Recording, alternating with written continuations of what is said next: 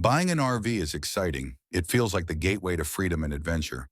But if you're new to the lifestyle, there are some big rookie mistakes that can cost you time, money, and even your safety. I've seen it all from folks buying the wrong rig to blowing out their power systems on day one. Trust me, RV life has a learning curve, and it's better to be prepared than surprised in this video. I'm breaking down the 10 worst mistakes new RV owners make so you can skip the hard lessons and hit the road with confidence. Let's jump in. One of the biggest regrets I hear from new RV owners is buying the wrong rig.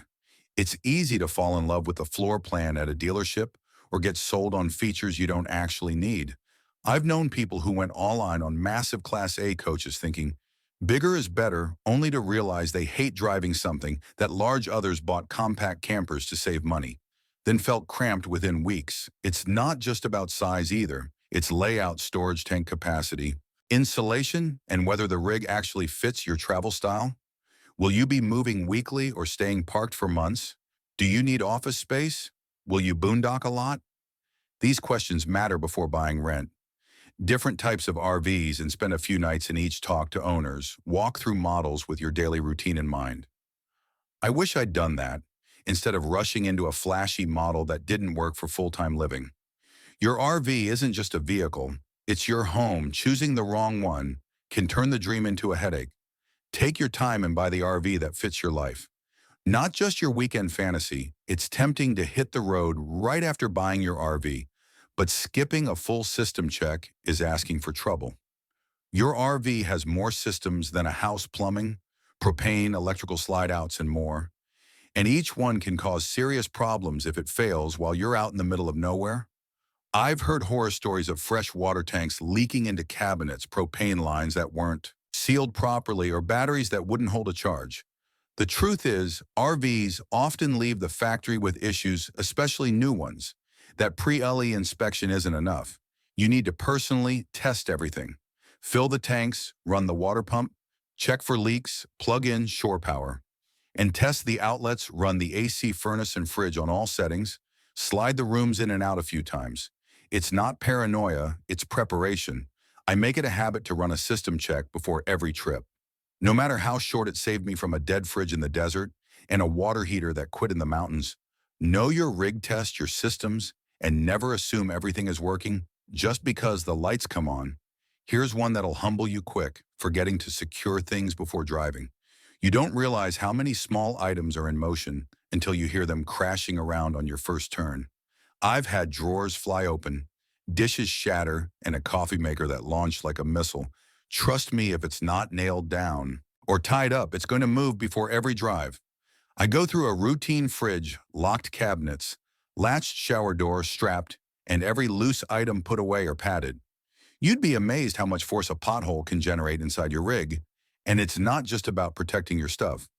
Flying objects can cause serious injury if you have passengers use non-slip mats in cabinets, bungee cords for appliances, and storage bins that can't tip over. Even lightweight decor, like picture frames or portable fans, can become a problem if they fall while you're driving.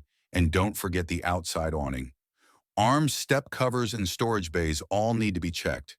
It only takes one incident to turn a travel day into a cleanup disaster. Lock it down, strap it up, and drive. Knowing everything is secure. Weight is one of the most overlooked aspects of RV life. Especially for beginners, your rig has strict weight limits, and going over them isn't just hard on the engine and suspension, it's downright dangerous. When I first started, I didn't think twice about loading up with tools, outdoor gear, canned food, and every little gadget I thought I might need. Turns out I was hundreds of pounds over my rig's gross vehicle weight rating. That extra weight puts serious strain on your tires and brakes and can make driving unpredictable, especially downhill. It also messes with your handling and fuel economy. If you've never weighed your RV on a CAT scale, do it. You'll probably be surprised after my wake-up call. I did a ruthless purge: tools. I never used extra clothes, duplicate cookware. I also moved heavier items closer to the axle for better balance. And don't forget to account for full water tanks. They're heavy travel, lighter drive, safer. It's not about going without. It's about choosing wisely. Keep your rig within its limits, and you'll avoid blowouts, breakdowns, and white-knuckle drives you never want to repeat. Driving an RV is a whole different ballgame from driving a car, and a lot of new owners don't realize that.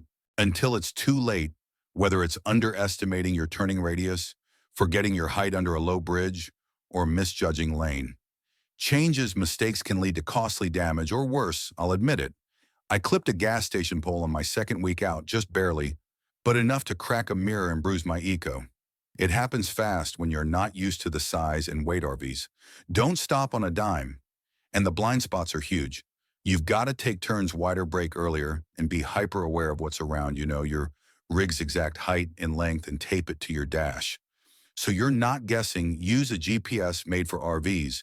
They'll help you avoid roads that aren't safe for your size. I also recommend spending time in an empty parking lot to practice backing up and maneuvering. The more confident you are behind the wheel, the less stress you'll feel on travel days. Respect the size of your rig, and you'll keep it and yourself in one piece. Dumping your tanks isn't exactly glamorous, but it's part of RV life, and doing it wrong can cause some seriously gross and expensive problems. I've seen folks open the black tank valve with a leaky hose connection and end up wearing their mistake.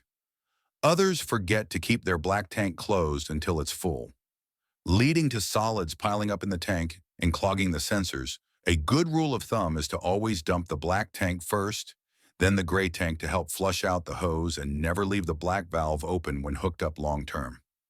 It needs that surge of water to clean out properly. Use gloves, make sure all your connections are tight, and always keep a clear elbow in your hose setup so you can see what's going on. I also recommend using tank treatments, but don't expect miracles. Water and proper use are more important. And don't forget to sanitize your freshwater hose and store it separately. It's a routine that gets easier with time, but one mistake can turn your campsite into a nightmare. Learn the process, stay clean, and always double check before opening that valve. Just because your RV isn't running every day doesn't mean you can skip regular maintenance. In fact, neglecting small upkeep tasks is one of the fastest ways to ruin a good rig. Roof seals crack, slide outs, bind batteries, go bad, and tires age out, even if they still look new. I've seen people blow out a tire at highway speeds simply because they didn't check pressure or inspect for dry rot. Others get stuck with major water damage because they never resealed the roof. Your RV is constantly exposed to the elements and bumps down the road, so things wear out faster than you'd expect. I now keep a checklist and walk through my rig every month, test smoke detectors, clean the AC filters, check propane levels, inspect roof seams, and run the generator under load. It doesn't take long, but it saves big headaches. Also, don't forget engine maintenance. If you're in a motorhome, oil changes, coolant checks, and brake inspections are just as important here as in any vehicle. Take care of your RV, and it'll take care of you. Ignore it, and you'll be shelling out thousands for repairs that could have been prevented. One of the quickest ways to kill the joy of RV travel is realizing too late that every campground in the area is fully booked. I made this mistake early on, thinking I could just roll into a state park or RV resort and grab a spot. Nope, especially during peak seasons or near national parks, spots can fill up months in advance. I've had to stay in some sketchy parking lots or drive hours out of the way just to find a place to park for the night. That's why I now book key stays ahead of time, especially weekends and holidays. It doesn't mean you can't be spontaneous. You just need a strategy. Apps like Campendium RV Life and The Dirt are great for last-minute checks, but even they won't help. If you're looking at prime locations in July without a plan, I mix in some first-come, first-served spots and always have a boondocking backup, ready. Booking ahead doesn't kill the adventure. It gives you peace of mind so you can actually enjoy the journey. Don't wait until sunset to figure out where you're sleeping. Trust me, it's not worth the stress. Power issues can sneak up on you fast, and if you're not careful, they can fry appliances or leave you in the dark. I learned early on that not all RV parks have reliable electrical hookups. Voltage drops, poor grounding, or faulty pedestals can damage your rig's electronics. Always use a surge protector when plugging in.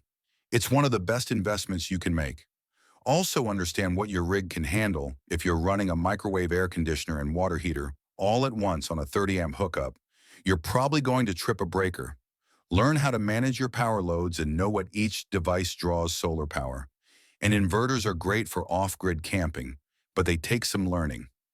I've had days where I drained my batteries by noon because I didn't monitor usage. And don't assume your alternator will fully recharge your house. Batteries after a short drive, it won't. Whether you're plugged in using solar or running off a generator, knowing how your power system works is essential. Power makes your rig livable.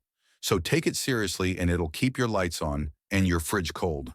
A lot of people think RV life is a cheap way to live, and it can be, but not if you go in without a clear budget. When I started, I underestimated just about everything: fuel costs, campground fees, maintenance, and how often I'd want to eat out or upgrade gear. Those little purchases at RV stores or online can really add up, and gas, depending on the size of your rig. Fill-ups can be $100 or more. Each time campgrounds, especially nicer ones, can easily run you $50 to $70 a night. Then there's insurance registration and the occasional big repair that hits out of nowhere. I recommend tracking every expense for your first few months. You'll spot patterns fast and know where to cut back if needed. I also keep an emergency fund just for unexpected breakdowns that saved me more than once. RV Living gives you the freedom to control your costs, but only if you're paying attention. Set a realistic monthly budget, leave room for surprises, and resist the urge to buy every new gadget. With a little planning, you can enjoy the lifestyle without draining your savings. Every new RV owner makes mistakes. It's part of the journey, but the more you know going in, the smoother that journey gets. These 10 slip-ups might seem small at first, but they can really throw a wrench in your plans if you're not ready for them. I've made some of these errors myself, and I've seen plenty of others do the same. The good news: every mistake is a chance to learn, adapt, and get better at life on the road. Whether you're just starting out or thinking about taking the plunge, being aware of these pitfalls can save you time, money, and a whole lot of frustration. Your V life has its challenges, sure, but it also offers a kind of freedom you just can't find anywhere else. So go in smart, stay flexible, and always be willing to learn. Thanks for hanging out with me today. Safe travels, and I'll catch you on the next.